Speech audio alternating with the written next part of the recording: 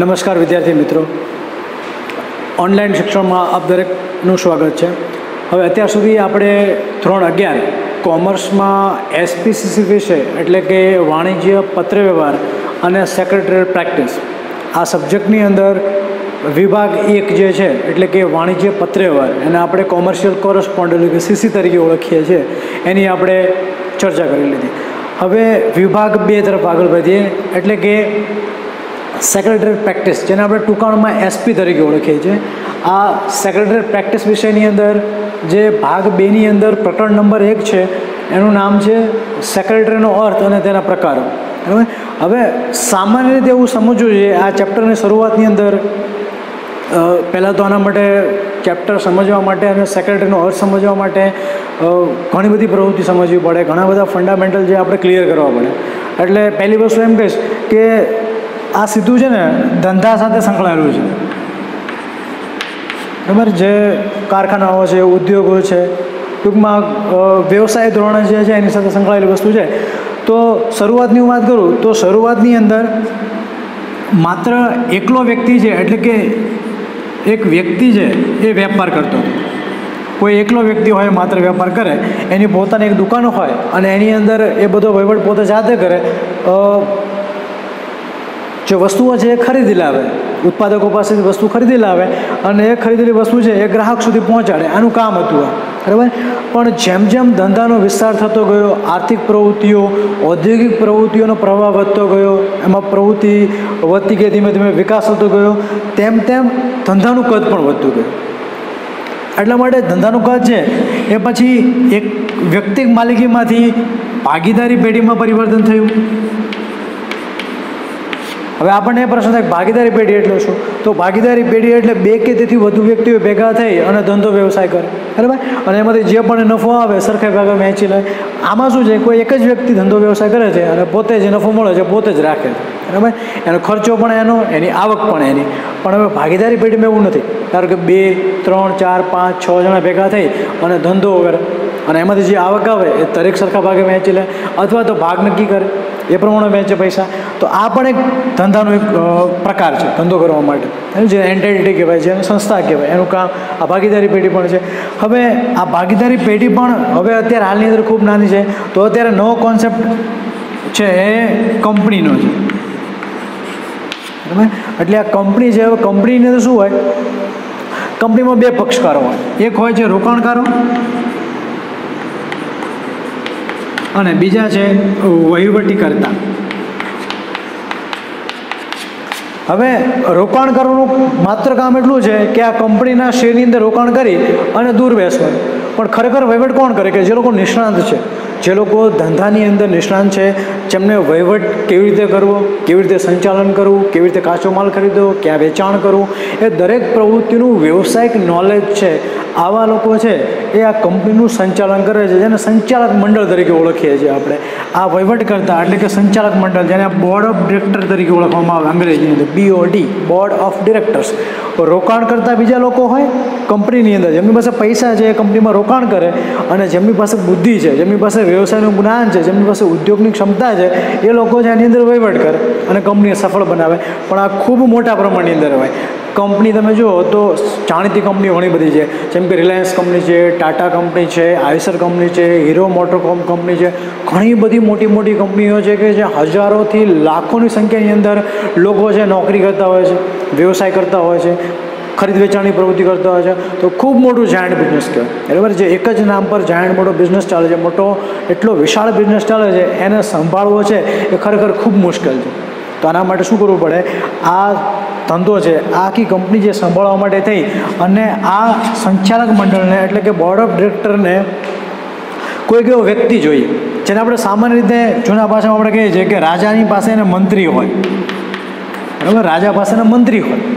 પહેલાં રજવાડા હતા જૂના જમાનાની અંદર, તો એ સમયે વિવિધ પ્રકારના રાજાઓને મદદ કરવા માટે, એમને સલાહ આપવા માટે, એમના વતી કોઈ પણ કામ કરવા માટે, એમને સોંપેલું કામ પૂરું કરવા માટે શું હોય, એક મંત્રી રાખે, અને મંત્રી છે એ રાજાનું બધું કામ કરી નાખે। તો બસ સિમિલર આના જેવી જ વસ્તુ છે, બરાબર। હવે આપણે પોઈન્ટ પર આવીએ ક્યાં શું કરવાનું છે। તો અહીંયા સેક્રેટરી શબ્દ એક આપ્યો છે, બરાબર। મારે તમને 2 વસ્તુ મિક્સ કરવી છે। એક તો સેક્રેટરી એટલે પકડો મંત્રી, બરાબર, જેને આપણે સાદી ભાષામાં મંત્રી કહીએ, બરાબર. જેમ જેમ ધંધાનો વિસ્તાર વધતો ગયો, રાજા પાસે શું હોય, રાજા પાસે મોટું રજવાડું હોય, તો રજવાડાને સંભાળવા માટે એને મદદ કરનાર કોઈ વ્યક્તિ હોય. અકબર અને બિરબલ આપણે જોઈએ છીએ, બરાબર.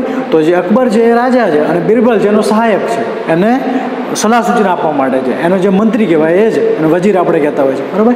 એટલે પ્રમાણે આ કંપનીની અંદર જે સેક્રેટરી હોય તો રાજવાડાની અંદર કે રજવાડું જે ચાલતું હોય એમ મંત્રી કહેવાય, બરાબર. તો મંત્રી અને સેક્રેટરી શબ્દ લગભગ સરખો છે. શરૂઆતની અંદર આપણે ભણીએ તો આપણે આટલું શીખીએ, પછી ધીમે ધીમે જેમ જેમ સમજતા જઈએ એમ આપણે આના વિશે વિસ્તારપૂર્વક ચર્ચા કરીશું. તો પહેલાં સમજીએ કે સેક્રેટરી શબ્દ ખરેખર શું કહેવાય. હવે જો અહીંયા ઉપર સેક્રેટરી શબ્દનો અર્થ આપ્યો છે કે સેક્રેટરી મૂળ લેટિન ભાષા જે છે એનો શબ્દ છે, બરાબર. સેક્રેટરિયસ ગુજરાતીમાં સેક્રેટરીસ લખ્યું છે, પણ એને અંગ્રેજીમાં આવી રીતે સેક્રેટરીસ લખાય, SECRATARIUS, બરાબર. સેક્રેટરી શબ્દ ખરેખર લેટિન ભાષામાં આ કામ કરવા માટે ઉપયોગમાં લેવાતો હતો, બરાબર. માંથી ઉતરી આવ્યો છે. હવે જો જેનો અર્થ એવો થાય છે કે ગુપ્ત રહસ્યોની જાળવણી કરનાર વ્યક્તિ, ગુપ્ત રહસ્યોની જાળવણી કરનાર વ્યક્તિ, એવો અર્થ થાય છે સેક્રેટરી, બરાબર. એટલે જેની પાસે, હવે જો વિચાર કરો કે જ્યારે મંત્રી છે, કોઈ રજવાડાની અંદર કોઈ વ્યક્તિ મંત્રી છે, તો એ જ્યારે કામ કરતો હશે તો એ રજવાડાની કે રાજાની નાની મોટી બધી ખબરો એને ખબર હોય, એની બધી માહિતી એની પાસે હોય, તો કોઈ પણ માહિતી છે એ રહસ્યમય કહેવાય, તો એ જાળવી રાખે, બરાબર. એવી જ રીતે કંપની ખૂબ મોટું કહેવાય, બરાબર. ખૂબ મોટું જાયન્ટ નેટવર્ક કહેવાય, ખૂબ મોટું વિશાળ પ્રમાણની અંદર કંપની વિસ્તરાયેલી હોય તો એના ઘણા બધા રહસ્યો હોય, એના પ્રોડક્ટને લઈને રહસ્યો હોય, એના મેનેજમેન્ટને લઈને રહસ્યો હોય, એની નિર્ણય પ્રક્રિયા કેવી છે, બધા રહસ્યો બધા બહુ બધા હોય. તો આ બધા રહસ્યોના આધારે થઈ અને આપણે કહી શકીએ કે આ જે વ્યક્તિ છે એ કંપનીની કે સંસ્થાની કે પેઢીની કોઈપણની બાબતો છે એ રહસ્ય રાખે અને જાળવી રાખે, બરાબર. ગુપ્ત રાખે, બરાબર. એની બહાર ખુલ્લી નહીં પાડે, બધે કહી નહીં દેવાની, બરાબર. આવો જે વ્યક્તિ છે, ટૂંકમાં વિશ્વાસપાત્ર વ્યક્તિ જે હોય એને આપણે સેક્રેટરી તરીકે ઓળખીએ. જે શબ્દ છે સેક્રેટરી એ સેક્રેટરિયસ લેટિન ભાષાના શબ્દ પરથી ઉતરી આવ્યો છે, બરાબર. આ એનો શરૂઆતનો ભાગ છે. હવે આપણે અહીંયા કાયદાની વાત આવે છે એટલે કંપની ધારો છે ભારતની અંદર, કંપની ધારો 2013. હવે કંપની ધારા 2013 પણ એક સેક્રેટરીની વ્યાખ્યા આપેલી છે, તો એની વ્યાખ્યા પર નજર કરીએ. શું કહે છે? સેક્રેટરી એટલે કાયદેસરની લાયકાત ધરાવનાર, બરાબર. કાયદેસરની લાયકાત ધરાવનાર. આના માટે ICSI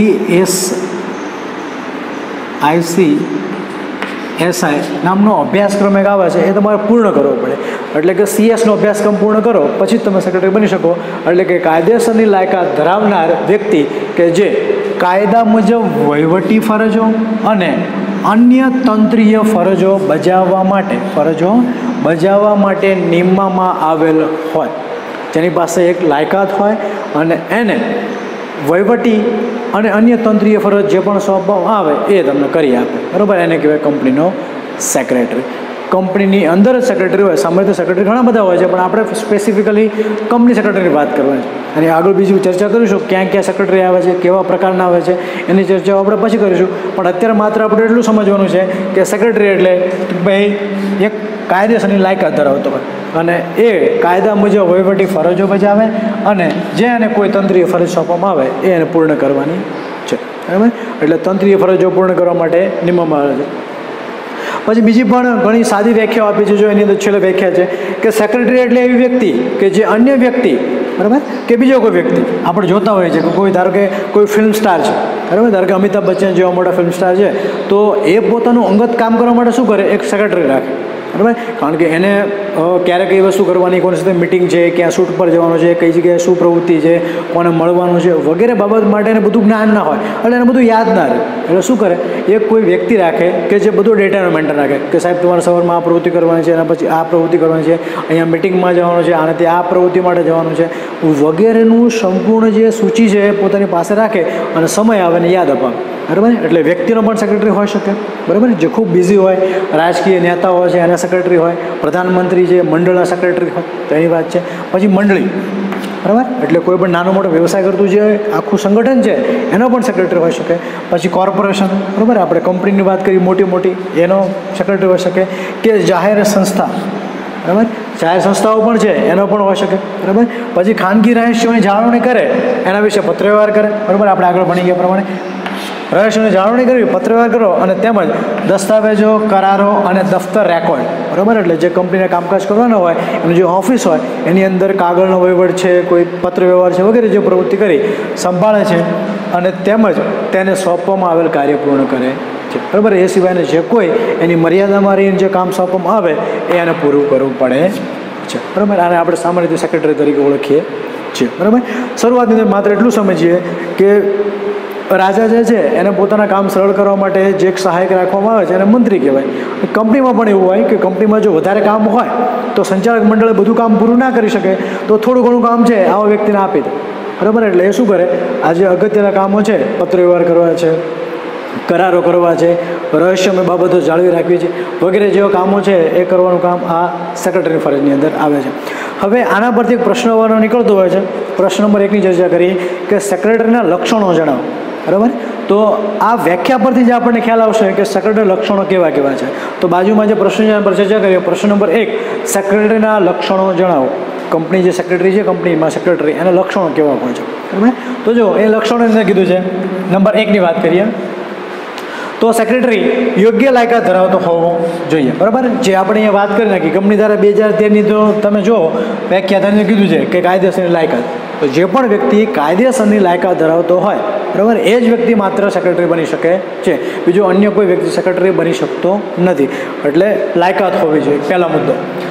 બીજું લક્ષણ છે જેના વતી કાર્ય કરે તેની અંગત બાબતો અને રહસ્યો જાણે છે અને તેને ગુપ્ત રાખે છે, બરાબર. અહીંયા વસ્તુ આવી ગઈ આપણે અગાઉ, બરાબર, કે જેની માહિતી છે એ રહસ્ય ગુપ્ત રાખવા, બરાબર. એટલે જેના વતી કાર્ય કરે છે તો એના વતી જે પણ માહિતી અને અંગત બાબતો મળે છે એ બધી જ બાબતો એને ગુપ્ત રાખવાની છે અને રહસ્ય છે એ બહાર પાડવાના નથી, બરાબર. આ બીજું લક્ષણ.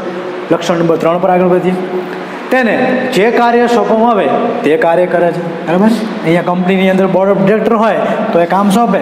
પેલા રજવાડાની અંદર રાજા જે હોય, રાજા જે મંત્રીને કામ સોંપે એને કામ કરવાનું હોય, બરાબર. તો એવી રીતે એને કામ સોંપેલું હોય એ કામને પૂર્ણ કરવું પડે. આગળ ચોથું લક્ષણ જોઈએ, તેની પોતાની કોઈ સત્તા હોતી નથી, બરાબર છે. એની પોતાની કોઈ સત્તા હોતી નથી, તેને સત્તા આપવામાં આવે છે, બરાબર.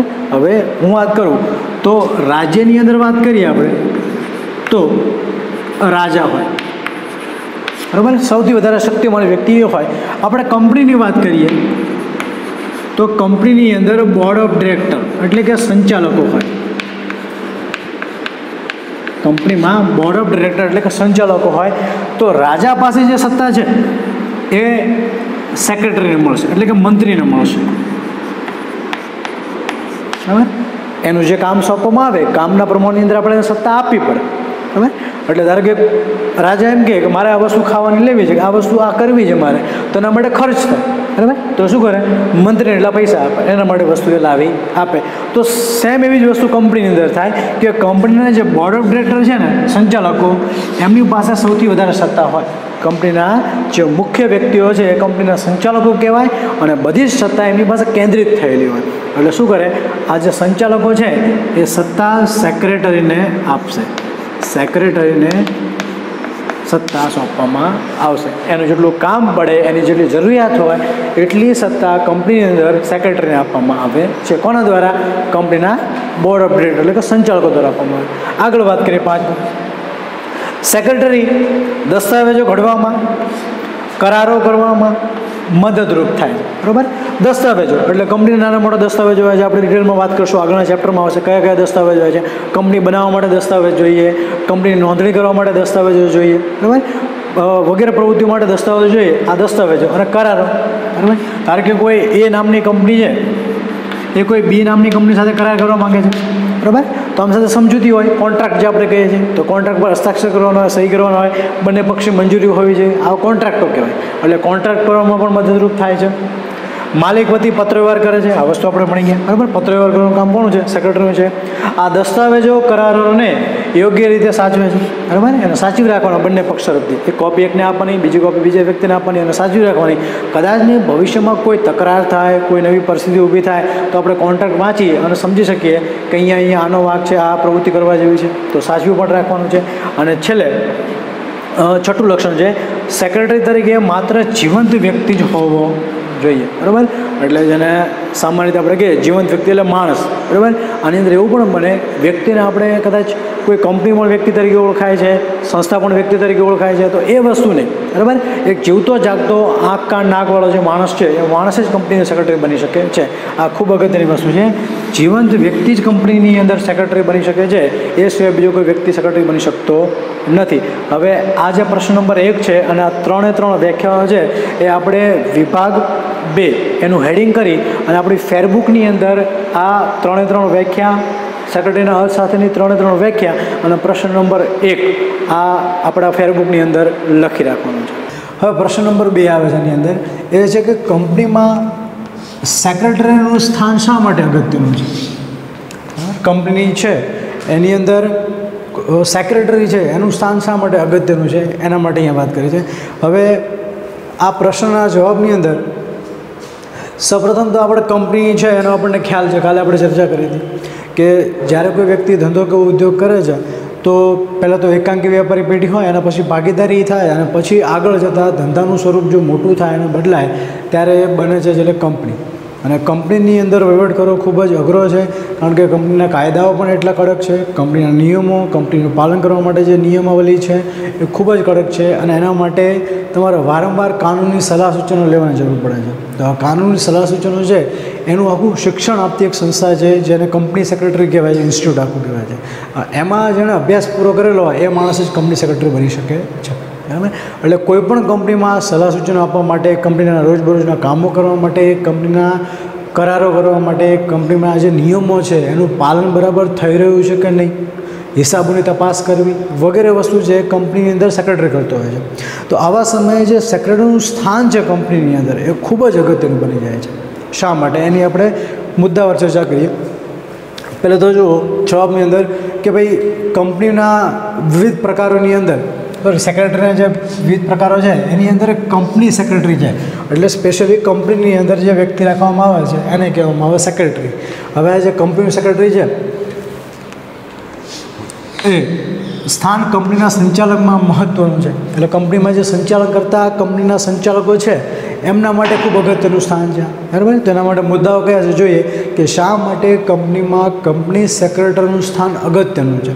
પ્રથમ મુદ્દા પર નજર કરીએ તો પહેલો મુદ્દો છે કે નવા કંપની ધારા 2013 મુજબ જે કંપનીની ભરપાઈ થયેલી મૂડી ₹5 કરોડ કે તેથી વધુ હોય, બરાબર. અહીંયા વસ્તુ યાદ રાખવાની છે, ભરપાઈ થયેલી મૂડી એટલે કંપની પાસે ઇક્વિટી શેર હોય, એના પછી કંપની પાસે મુક્ત અનામતો હોય, એટલે કંપનીએ જે પૈસા ભેગા કર્યા હોય એની પાસે પડ્યા હોય, અને કંપનીએ જે નફા નુકસાન ખાતા હોય એની જમા બાકી હોય, એટલે કંપનીએ પાછલા વર્ષમાં જે નફો કર્યો હોય એને સંગ્રહીને રાખ્યો હોય. આવી 3-4 વસ્તુઓ ભેગી થઈ અને કંપનીની છે એ ભરપાઈ થયેલી મૂડી બને છે. હવે આ જે ભરપાઈ થયેલી મૂડી છે એ 5 કરોડ કે તેથી વધુ હોય, ખાસ ધ્યાન રાખજો. અહીંયા 5 કરોડ રૂપિયાથી વધુ કોઈ કંપનીની ભરપાઈ થયેલી મૂડી હોય તો તેવી કંપનીએ કંપનીમાં કંપની સેક્રેટરી રાખવો ફરજિયાત છે, બરાબર. એટલા માટે કંપનીની અંદર સેક્રેટરીનું સ્થાન છે એ મહત્ત્વનું બની જાય છે. જ્યારે વધુ પૈસા કંપની રળતી હોય, વધુ પૈસા કંપની પાસે હોય ત્યારે કંપનીની અંદર કાયદાકીય સલાહકાર, કાનૂની સલાહકાર તરીકે રોજબરોજના કામો માટે, કંપનીના ઘણા બધા કાર્યો છે, કરારો માટે ફરજિયાત પ્રમાણે કંપની સેક્રેટરી રાખવો જોઈએ. નંબર 2, બીજું મહત્ત્વની વાત કરીએ તો કંપનીનો વહીવટ, કંપનીના નીતિ નિયમો, બરાબર. કંપનીના નીતિ નિયમો અને કંપની ધારા, બરાબર. કંપની ધારો એટલે કંપનીને લગતો કાયદો કહેવાય, બરાબર. ધારો કે હું એક્ઝામ્પલ આપું, આપણે અવારનવાર રોડ પર જતા હોઈએ છીએ, તો રોડ પર જ્યારે વાહન ચલાવવાની પદ્ધતિ છે એમાં તમે જોતા હો તો હંમેશા આપણે રોડની ડાબી સાઈડ વાહન ચલાવવું જોઈએ, આ નિયમ છે, બરાબર. એટલે જે સામેની સાઈડ આવતો હશે એ પણ પોતાની ડાબી સાઈડ ચલાવશે, એટલે વાહન વ્યવહાર છે એ વ્યવસ્થિત ચાલી શકે, અકસ્માતનું પ્રમાણ ઘટી જાય, કોઈ જગ્યાએ કન્ફ્યુઝન ના થાય કે પહેલાં આ બાજુ ચાલુ, પહેલાં આ બાજુ ચાલુ. એટલે ભારતનો જે રોડનો કાયદો છે, વાહન વ્યવહારનો કાયદો છે, એની અંદર દરેક વ્યક્તિએ ડાબી સાઈડ ચાલવું, બરાબર. એવો નિયમ બનાવ્યો છે, આ નિયમ છે. તો એથી કરી અને અકસ્માતો નિવારી શકાય, બીજી કોઈ જાનહાનિ નિવારી શકાય અને બધાને સુવિધાઓ રહે ચલાવવા માટે. તો એવી જ રીતે જ્યારે કંપની બને છે તો કંપનીને કેવી રીતે કામ કરવું, કયા કયા કાયદાઓનું પાલન કરવું, કયા કયા નિયમોનું અનુસરણ કરવું, એના માટેની આખી ગાઈડલાઈન છે, એના માટેની માહિતી છે એ આ કંપની ધારા 2000ની અંદર 2013ની અંદર આપેલી હોય અને એના નીતિ નિયમો આપેલા હોય, બરાબર. તો કંપનીના સેક્રેટરીને આનું બધું જ્ઞાન હોય. નીતિ નિયમો કેવા છે, કંપની ધારા કંપની વિશે શું કહે છે અને કંપનીએ કયા કયા કાયદાઓનું પાલન કરવું અનિવાર્ય છે, આનું બધું નોલેજ છે એ આ સેક્રેટરી પાસે હશે, બરાબર.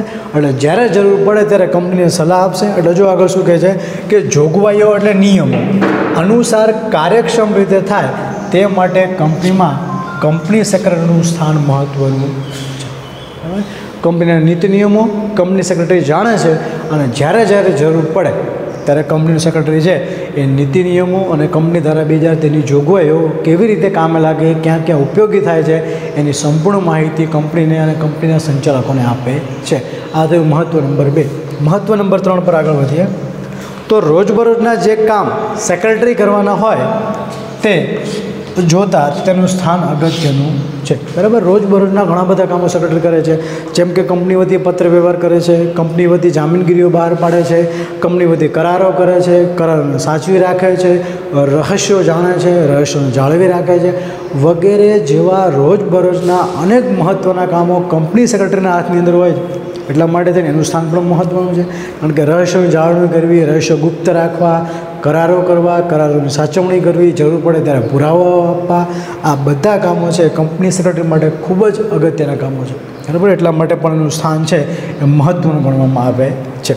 હવે મુદ્દા નંબર 4 પર આગળ વધીએ. આધુનિક સમયમાં બહુરાષ્ટ્રીય કંપનીઓ.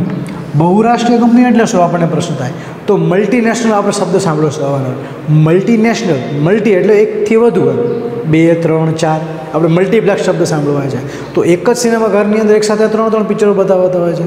તો એવી જ રીતે કોઈ એક કંપની હોય, બરાબર. એ કંપની ઘણા બધા દેશોની અંદર કાર્ય કરતી હોય. જેમ કે આપણે વાત કરીએ ગૂગલ કંપની, તો ગૂગલ કંપની વિશ્વના લગભગ ઘણા બધા દેશોની અંદર કામ કરે છે, બરાબર. માઇક્રોસોફ્ટ કંપની વિશ્વના ઘણા બધા દેશોની અંદર કામ કરે છે. આપણી ભારતની ટાટા કંપની છે રિલાયન્સ, એ પણ 15થી 20 દેશોની અંદર કામ કરે છે. તો એકથી વધુ દેશની અંદર જે કંપની કામ કરતી હોય એવી કંપનીને આપણે બહુરાષ્ટ્રીય કંપની કહીશું. તો સ્વાભાવિક વસ્તુ છે કે જ્યારે કંપની કોઈ એક રાજ્યમાં હોય એનાથી આખા દેશમાં કામ કરતી હોય ત્યારે કેટલો મોટો વહીવટ હોય અને માત્ર નાના એવા ગામમાં કામ કરતી હોય ત્યારે કેટલો મોટો વહીવટ હોય, બરાબર. આ બંનેની અંદર ફેરફાર છે.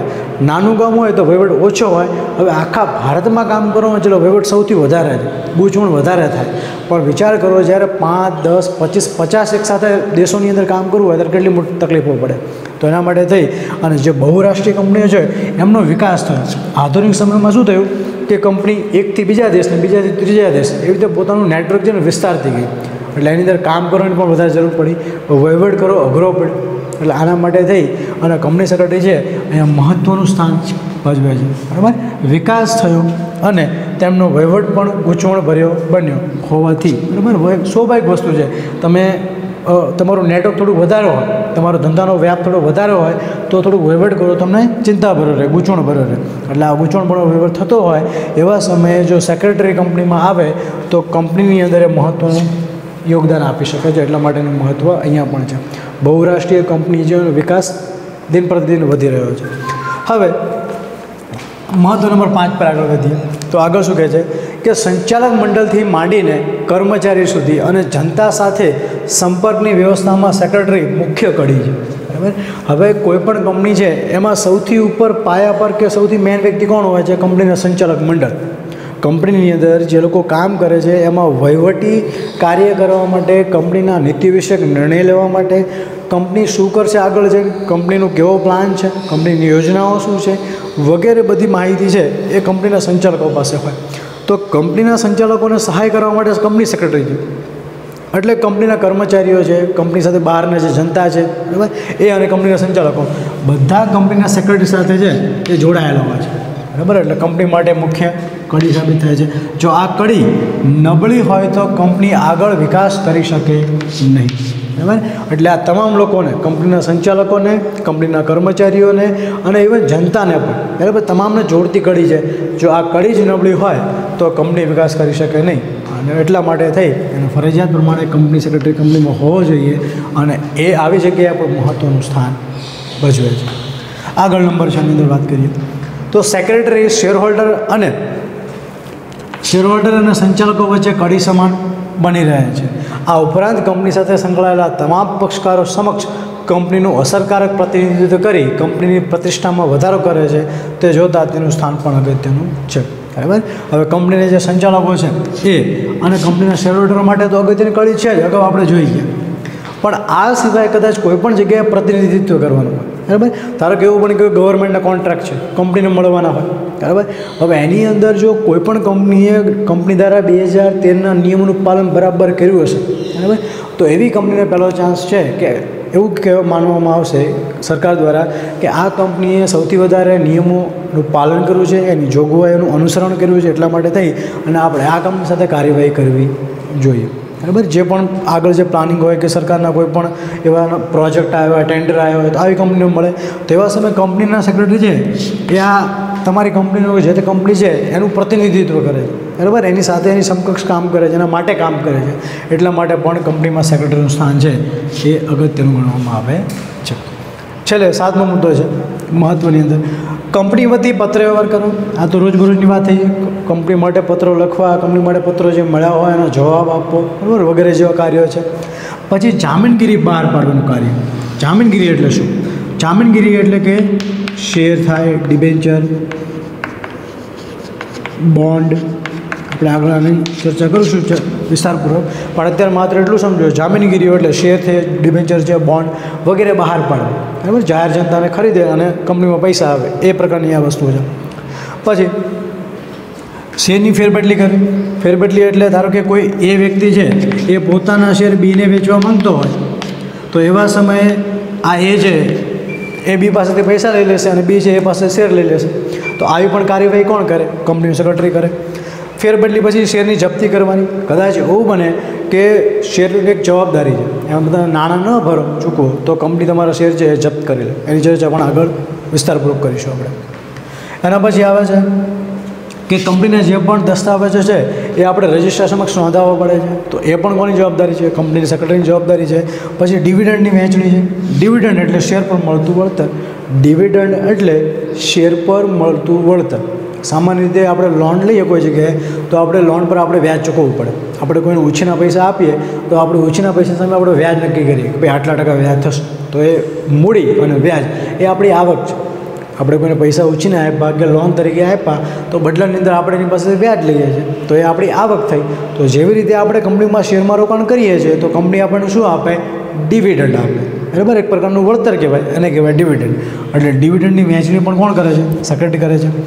વગેરે જેવા કાર્યોમાં મહત્ત્વની ભૂમિકા કંપની સેક્રેટરી ભજવે છે. એટલા માટે કંપનીમાં સેક્રેટરીનું સ્થાન મહત્ત્વનું છે, બરાબર. આ કંપની દ્વારા 2013 પ્રમાણે સેક્રેટરીનું કેટલું મહત્ત્વ છે એના વિશે ચર્ચા છે. હવે આપણે આપણી ફેરબુકની અંદર આ પ્રશ્ન અને ટોટલ 7 મુદ્દાઓ જે મહત્ત્વના છે એ આપણે લખવાના છે.